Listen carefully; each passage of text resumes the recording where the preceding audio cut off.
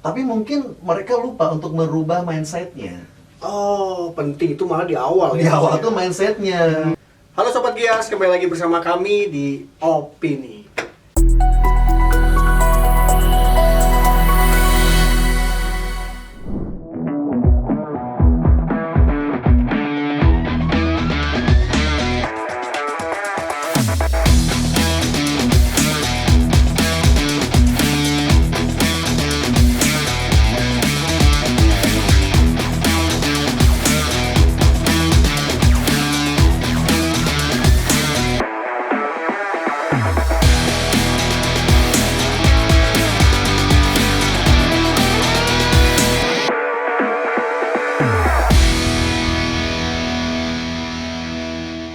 Halo Sobat Gias, kembali lagi bersama kami di Opini. Ya, teman-teman, hari ini podcast hari ini kita kedatangan narasumber yang memang cukup kita jadi panutan nih kayaknya. Jadi narasumber kita hari ini berbicara mengenai manajemen perubahan, ya. Jadi bukan sekedar kita sebutnya adalah apa yang harus dirubah, tapi bagaimana cara kita merubah dari bukan tatanan dari struktur, tapi bagaimana cara merubah dari kerja kita, pola kerja kita, ataupun ada yang lainnya. Oleh karena itu, mari kita sambut Pak Madu. Luar biasa. Gimana kabarnya? Kumaha damang? Luar biasa. Alhamdulillah saya Saya sudah empire. Jadi panggilnya bro and pro dong. Oh iya Ya. dong, masih muda. Oke bro Andri. Wih, Oke. senang banget diundang di acaranya Opini ya. Opini. Obrolan Penting? penting Di sini. Oke. Berarti ini penting banget obrolannya. Oke. Oh ya, teman-teman, ini adalah Pemadu. Beliau adalah General Manager di Human Capital Global Group. Ya, jadi perusahaan kami Gias Global Inisiasi Sejahtera ada yang dinaungi bersama dengan holding dan disebutnya Global Group, Human Capital Global Group. Oke, gimana nih Pemadu? Ya. Pak apa bro nih kan ya? Aduh. Kayaknya bro ya. Akang lah ya. Akang lah. Kang, oke. Akang. Kang, gimana nih? Ya. Kan era sekarang ini kan bahwa ternyata di suatu organisasi perusahaan butuh banget yang namanya manajemen perubahan. Karena kan banyak yang perusahaan kalau cuman konsepnya ataupun operasional gitu-gitu aja, kan ya termasuk inovasi lah ya. Apakah itu bisa menumbuhkan performance-nya dari perusahaan atau enggak sih? Sebenarnya apakah memang harus diperlukan banget yang namanya manajemen perubahan? Diperlukan atau enggak sebenarnya tergantung ownernya ya. Oh, oke. Kembali lagi tergantung owner. Kalau memang owner dan juga para manajemen di sana, kalau memang ternyata sampai dengan sekarang biasa-biasa aja dan dirasa cukup, ya udah. Oh, nggak perlu. Ya mungkin nggak perlu. Tapi kan yang namanya zaman bergerak, betul nggak bro? Iya Ya, sih. zaman bergerak. Yang kedua, perubahan dari sudut manapun selalu ada. Hitungannya mungkin bukan lagi yang namanya tahun. Bukan lagi hitungannya bulan, tapi bisa jadi melek tentang apa namanya behavior customer juga mungkin berbeda banget dengan era-eranya zaman dulu dengan era sekarang di pandemi misalkan. Jadi kalau ternyata manajemen perubahan apakah perlu atau tidak? Satu, kalau dari kacamata saya tergantung ownernya mau atau tidak. Jangan sampai ada yang memang mengatakan bahwa yaudah kita melakukan manajemen perubahan ya. Ya dirubah sih iya, ada sistemnya diubah dari manual ke teknologi. Iya sih berubah sistem kerjanya. Tapi mungkin mereka lupa untuk merubah mindsetnya. Oh, penting itu malah di awal Di ya. awal tuh mindsetnya. Dan manajemen di perusahaan atau di organisasi perlu untuk menyampaikan why-nya. Alasannya apa harus melakukan manajemen perubahan. Kalau ternyata dirasa tidak ada alasan, mungkin orang juga agak susah ya geraknya. Itu sih bro. Jadi tergantung sudut pandang dari si owner dan juga tatanan top manajemennya. Dirasa perlu, action. Dirasa nggak perlu, iya udah jalan di tempat gitu. Jalan di tempat. Karena kan ada prinsip dari dari owner ataupun pemimpin kan merasa ini udah baik ya, udah berjalan baik, ngapain dirubah. Tapi ada tugas pentingnya berarti harus maintain dong ya. Maintain. Nah, bagaimana cara menjaga itu tetap stabil dan bagus performance. Dan ketika di maintain pun bukan ngeubah proses kerjanya tapi mindsetnya lagi mau nggak ke maintain. Oke. Itu. Berarti awal langkah pertama adalah rubah mindsetnya. Apalagi kalau memang pemimpinnya dia mau pengen berubah nih, maksudnya nih perusahaan gua udah begini-gini aja nih nggak berkembang karena persaingan kan banyak nih, inovasi segala macam. Apalagi visi kita adalah inovasi, terus berinovasi kan. Bener. Itu kalau misalkan kita nggak melakukan manajemen perubahan, bisa ketinggalan nggak sih? Bisa ketinggalan Pasti banget kan. Dan alhamdulillah syukurnya itu adalah di kita di Global Group, entah dengan unit bisnis termasuk dari Gias, manajemennya itu sangat fokus untuk melakukan manajemen perubahan. Karena tanda-tandanya adalah ketika mereka sudah kok gini-gini terus ya, ada curiosity lah, ada kegelisahan. Di sana adalah cikal bakal untuk menumbuhkan yang namanya benih-benih manajemen perubahan. Karena di sana kan mindsetnya udah berubah. Wah, nggak bisa nih, kalau memang kita mau buka titik yang lebih panjang lagi, lebih banyak lagi, nggak bisa kayaknya cara kerjanya begini. Nggak bisa nih, people-nya cuma skillnya cuma seuprit doang nih. Itu tuh bisa terjadi kalau memang sudah ada yang namanya curiosity atau kegelisahan.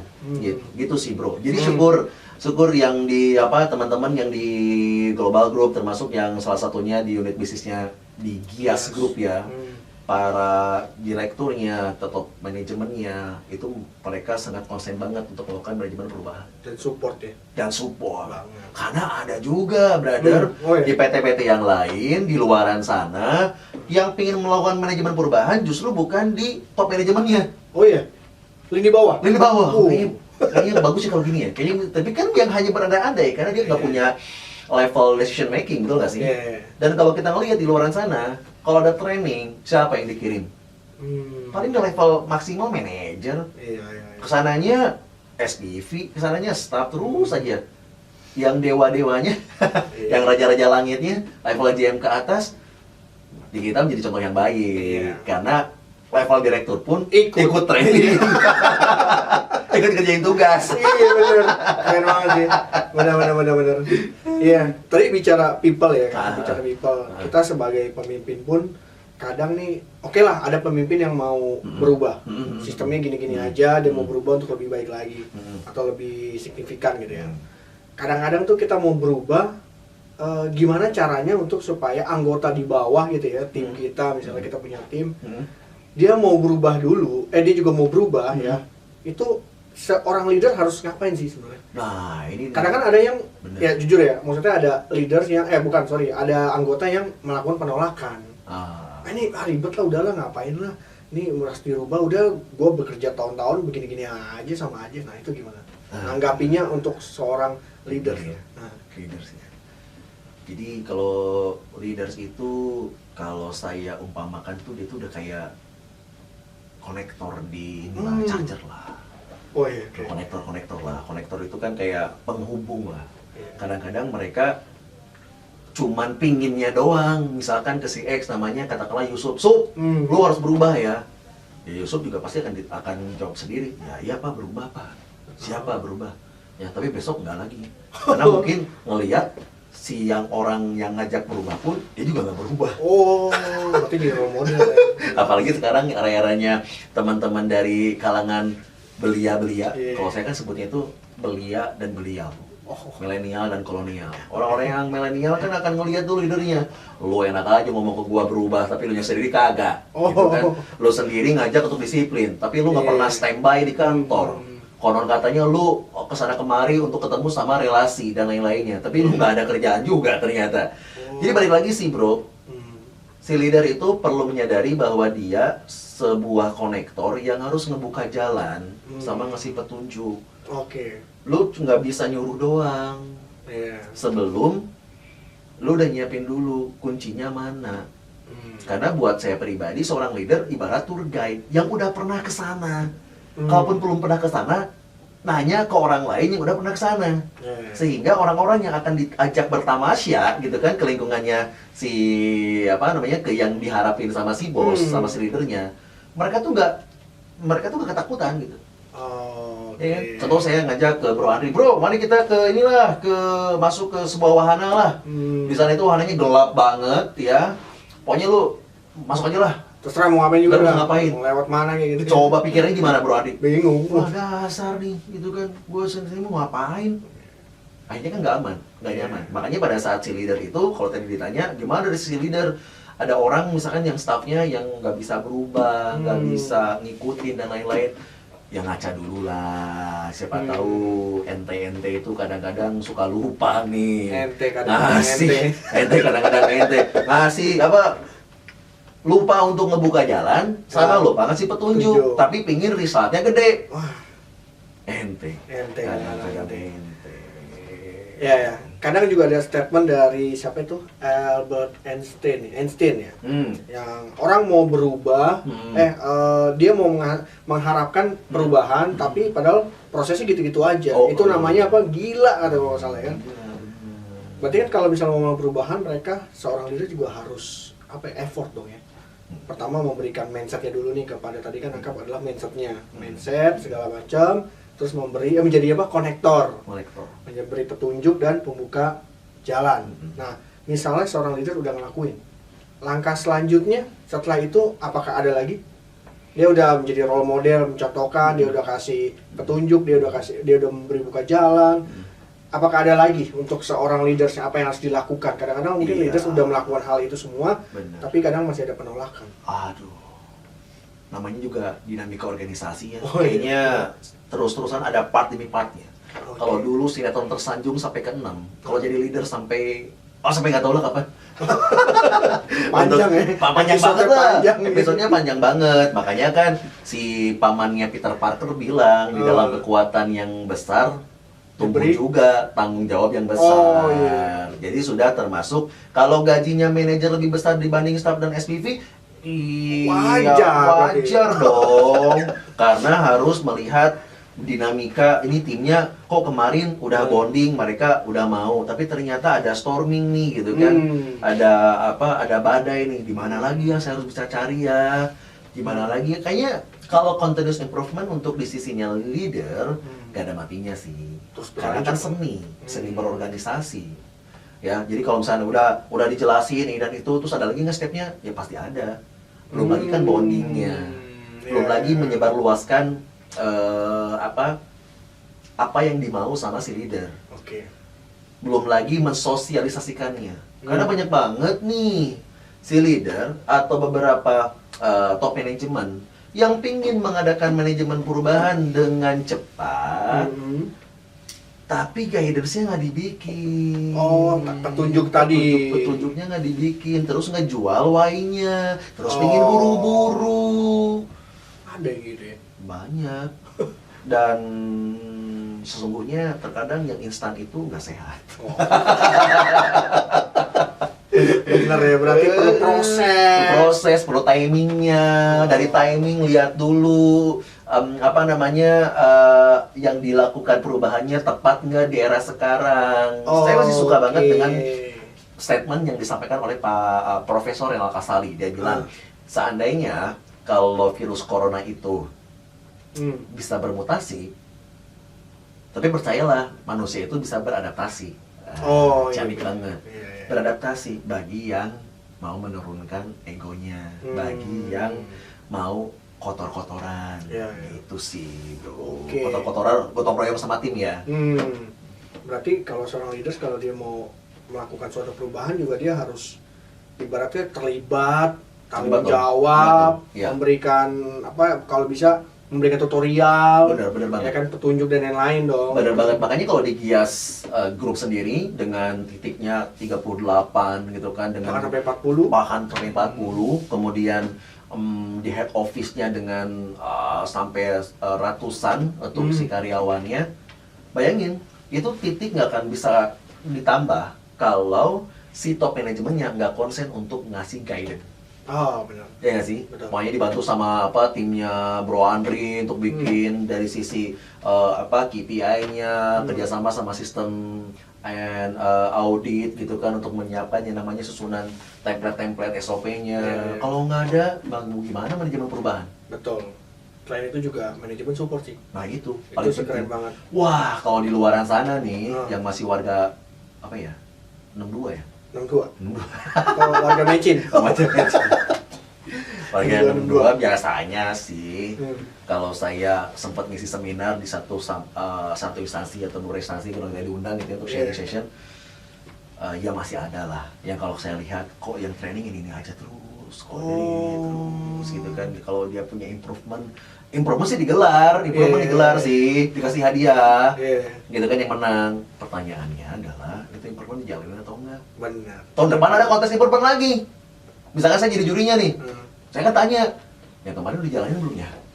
Ya gitulah pak, aduh suka miris. Justru itu lebih penting daripada hadiahnya. Itu justru apa ya, peran dari si manajemen lah, tadi Bro Andi bilang, dukungan. Ya, supportnya sih. Ya selama saya kerja di sini sih memang supportnya oke banget. Bener banget. Friendshipnya dapet, proses kerjanya juga terstruktur. Dan kalaupun mau ngadain perubahan, pasti kongkow dulu lah. Betul. Ya nggak sih?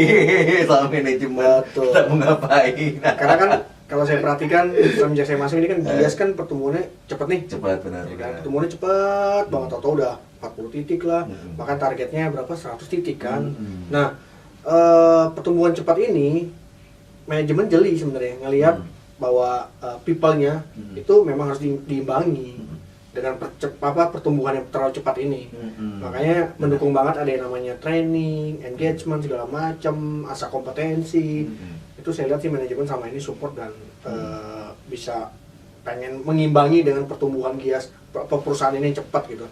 Karena people-nya juga harus cepat juga untuk mendapatkan kompetensi dan performance kan. Benar banget. Jadi kalau ngomongin soal manajemen perubahan secara umum ya, secara umum, buat saya pribadi sih ada apa ya, kayak DNA-nya lah, DNA-nya manajemen perubahan. DNA-nya manajemen perubahan kalau saya bikin akronim itu namanya CARE. Peduli. Akronim dari CARE itu C-nya adalah all elemen di organisasi itu harus komit. Pada saat manajemen perubahan digaungkan. Komit. Oke. Komit dengan segala prosesnya, komit dengan analisa resikonya, komit dengan activity plan-nya. Benar. Gitu, nggak hanya sekedar buat, tapi tetap didampingi as a leader di ke bawahnya, tetap melakukan shadowing ke bawahnya, dan ada report yang tervalidasi. So, yang pertama adalah komit. Yang kedua adalah care, ya, care. C-A ya sekarang ya. Yang A-nya adalah sejauh mana mereka accountability. Jadi lebih kepada tanggung jawab. Ya, lebih kepada apa yang sudah dikerjakan, dia akan benar-benar secara total banget untuk bisa bertanggung jawab terhadap apa yang sudah disampaikan, sudah tertulis. Kadang-kadang kan ada orang yang pandai banget untuk ngasih ide, ngasih planning, tapi nggak pernah beres gitu. Ada ya. Begitu ya. Pasti nggak beres gitu kan. Dan ketika ditanya, kok nggak beres-beres? Iya, ini dan itulah. Banyak alasan gitu kan. Terus care, huruf R-nya. Huruf R-nya adalah respect. Oke. Jadi lebih kepada, contoh lah, kayak di manajemen di Gias Group. Birokrasinya sangat kekeluargaan bahkan ya. Bisa ketemu sama direkturnya kapan saja, GM, kemudian diajak kumpul, diajak meeting bulanan dan lain-lainnya. Respect setiap kali mereka presentasi meeting, audiens akan kasih applause. Ya, kemudian kalau memang sudah ada yang beres dia akan say thank you. Kemudian respect juga khususnya di Gias Group ada 360 leadership, dia akan nilai dari mulai rekan sesama, dari atas, dari bawah gitu kan. Dan buat saya pribadi itu bentuk untuk menyadarkan kita untuk tetap respect sama tim, sesama leader. Manajemen ke leader, leader ke manajemen. Jadi respect. Kalau misalnya nggak ada respect, mau menggaungkan yang namanya manajemen perubahan dengan potong tali, menerbangkan merpati, tapi masih ada ego yang sangat besar di situ, kayaknya kagak bisa bro, gitu kan. Care, commit, accountable, kemudian yang awalnya respect, dan yang E-nya adalah enthusiasm. Artinya apa? Kayaknya nggak akan mungkin itu bisa running kalau energinya nggak dapat. Jadi udah kayak apa ya? udah kayak ikan piranha gitu. Jadi kalau ke ngendus darah tuh cek gitu. Sama ini juga kayak gini lah, kayak kita di Gias Group punya budaya kerja be proaktif. Antusias didahulukan. Jarang banget orang yang proaktif tapi dia lemes, pasif gitu ya sih. Pasti antusias yang dia bawa, pasti semangat yang dia bawa. Dan orang yang antusias itu jauh dari yang namanya sikap apatis. Sikap nyinyir gitu. Karena dia fokus banget ke apa yang sedang dikerjakan untuk kepentingan bersama. So DNA ini, care ini sebenarnya menjadi yang namanya fundamental kita untuk melakukan manajemen perubahan. Kalau dari kacamata saya gitu sih, Bro. Oke, sip, mantep banget deh. Berarti langkah terakhir pun tadi kan ada care ya kan. Pertama apa? Commit. Kemudian accountability ya.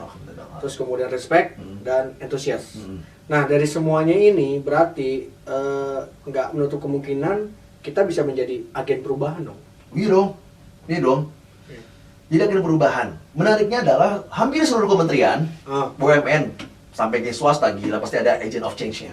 Oke. Pasti ada. Dan biasa itu agent of change itu bervariasi. Ada yang memang kolonial dengan milenial digabung, dilebur gitu kan, bukan cuma milenial doang yang terjun gitu. Buat saya pribadi, agent of change itu akan jadi yang namanya kayak apa ya? Katalisator. Sesuatu yang memang bisa melakukan percepatan dalam sebuah perubahan. Energinya yang benar-benar vibes itu positif banget. Karena untuk melakukan sebuah perubahan itu kan kita perlu menyadari bahwa ada yang perlu dibayar di situ. Pengorbanan dari sisi waktu, pengorbanan dari sisi proses, kita harus beradaptasi lagi dan lain-lainnya gitu kan. Tapi itu akan jadi bagus banget karena tidak menjadikan itu sebuah beban. Dan itu tuh udah kayak apa ya, energi itu vibes-nya tuh positif gitu. Makanya kalau tips dari saya adalah, kalau teman-teman yang nonton video ini, untuk manajemen perubahan, ya di organisasi tempat Anda bekerja, ya, manajemen perubahan itu ada satu pemantiknya, yaitu seluruh elemen, mau itu dari top manajemen, mau owner, sampai ke levelnya staff, punya rasa malu. Udah itu aja. Emang ada yang nggak punya rasa malu? Kalau diselidiki dengan detektifnya kita pasti ada lah. Kan ini organisasi juga. Iya sih. Tapi kalau itu bisa semuanya nggak punya rasa malu, ya akhirnya ketika manajemen perubahan digaungkan, mereka kan siap siaga. Kenapa? Malu nih, gini ini aja nih kayaknya. Iya sih, benar. Mindset gini aja nih Jack gitu kan. Kayaknya Ini aja, gitu kan. Cuma terima gaji doang gitu. Gitu kan. Oke, sip, keren banget ini, menarik banget sih. Ini kalau kita ngobrol terus-terusan bisa sampai malam nih kayaknya. Bisa sampai malam. Ini kan mau meeting lagi kan, Iya, sibuk banget sih. Ngundang susah nih, 1 tahun kita undang ini. 1 tahun ya, udah sudah 2023 aja ternyata. Gile. Oke, Kang, thank you banget ya. Ya, sama-sama udah Bro Andri. datang nih di markas kita ya. Yes. Di kedepannya nanti kita ngobrol lagi dengan hal yang lain, Good. ya kan. Apalagi kan Kang Madu ini sebagai bisa dibilang orang development kan. Nah, nanti kita ngobrol lagi seputar yang lain. Good, keren banget ya. Jangan lupa subscribe, like, share ya. Yes. Oke Sobat Gias, thank you, terima kasih teman-teman yang udah nonton video ini. Jangan lupa di like dan jangan lupa ada jempol ke atas, di klik ya. Buat teman-teman juga yang belum subscribe, nonton pertama kali ini, jangan lupa di subscribe. Dan jangan lupa di video berikutnya akan ada pembicaraan yang menarik lagi buat teman-teman, dan semoga video ini berguna buat teman-teman semua. Oke, sampai bertemu lagi. See you on our video.